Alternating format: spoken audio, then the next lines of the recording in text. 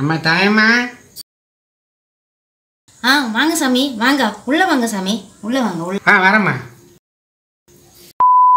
என்னம்மா உடம்புக்கு? அக்கா சரஸ்வதி சொல்லிச்சு தாயம்மாக்கு உடம்புக்கு முடியலன்ட்டு. அதான் நீ வீடு தேடி வரத்துக்குள்ள நானே உன்னை வீடு தேடி வந்துட்டேன். அது ஏன் கேக்குறீங்க சாமி? நைட்டு 10 மணிக்கு பேக்கடை பக்கமா போனேன். அங்க ஒரு வேப்ப மரம் இருந்துச்சு. அதுல ஒரு உருவம் தெரிஞ்சது சாமி. அத பார்த்த உடனே அழக வச்சுன்னு ஓடி வந்த பாரு.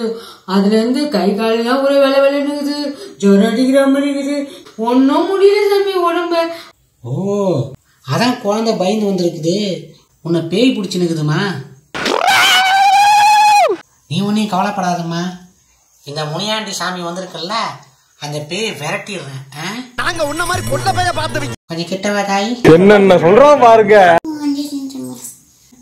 அம்மா தாய், இந்த குழந்தைய கொஞ்சம் சரி பண்ணுமா. என்னம்மா எதுக்கு இப்ப கத்தன? யோ கைய பாரியா. கைய பாக்கணுமா? எல்லாரும் வந்து வேப்பிலையில தானே மந்திரிச்சு விடுவாங்க. நீ என்ன கறிவேப்பிலை தண்ணி மந்திரிச்சு நின்றுடா. கிச்சன் ரூம்ல இருந்து வர சொல்ல வேப்பிலைக்கு பதிலாக கறிவேப்பிலை எடுத்துன்னு வந்துட்டனா? ஏதாவது ஒண்ணு பண்ணி மாட்டி தொலைறா. நைட்டு போட்டு மப்பு இன்னும் இறங்கல போல. இதுவரை பார்த்துடுச்சு சமாளி.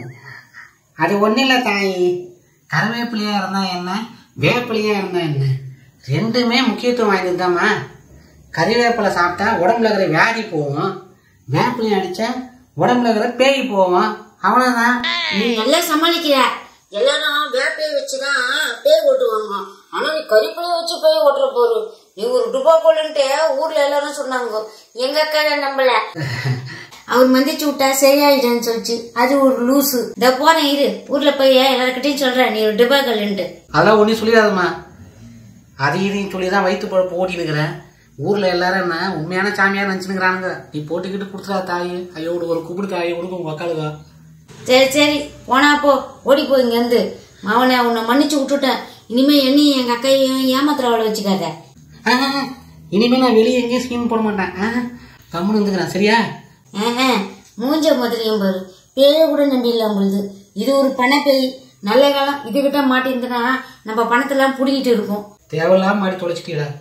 10 வருஷம் ஊரை ஏமாத்திருந்தேன். ஆனா இது கண்டுபிடிச்சிருச்ச. வரமா வர போ போ, வேற யாருன்னா இருப்பாங்க, போய் அவங்களை ஏமாத்து போ. உனக்கு மேல இதுன்னு சிபிசிஐடி வேலையை பார்த்துக்குத இருக்கட்டும்.